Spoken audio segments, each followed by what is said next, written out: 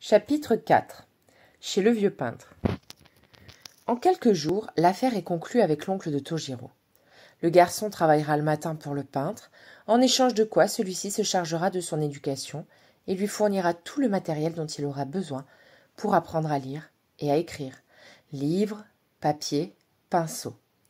Le vieux peintre s'appelle Hokusai. Il a chez lui des centaines de livres et d'estampes, plusieurs tables basses encombrées de flacons et de pots contenant des encres en bâtonnets ou des couleurs en poudre, des dessins inachevés, une théière, des boîtes en laque, des planches de bois noir gravées. La première chose que j'attends de toi, moineau, c'est de ne jamais ranger mon atelier.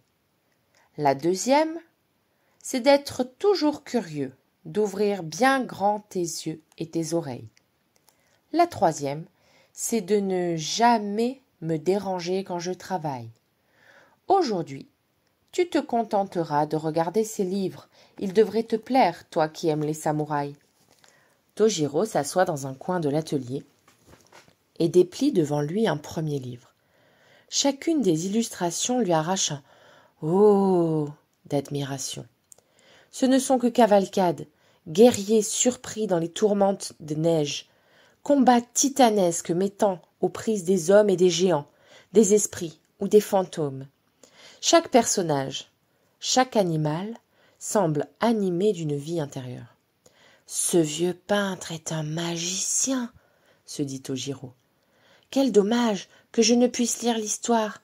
S'il acceptait de me prêter un de ses livres, peut-être que l'écrivain public pourrait me la lire. » À la fin de la matinée, le jeune garçon est encore plongé dans les images.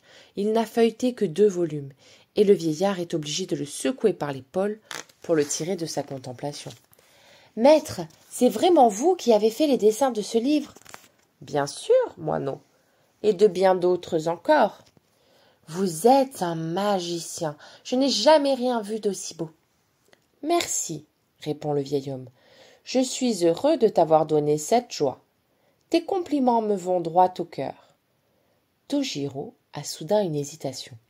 « Maître, est-ce vrai que l'on peut trouver dans les librairies 10 ou 15 exemplaires d'un même livre ? » ?»« Oui, et même bien davantage. »« Alors, vous recommencez plusieurs fois les mêmes dessins ?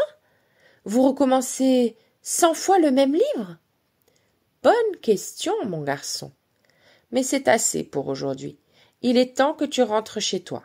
Demain, nous irons à l'atelier de gravure et tu en sauras davantage. »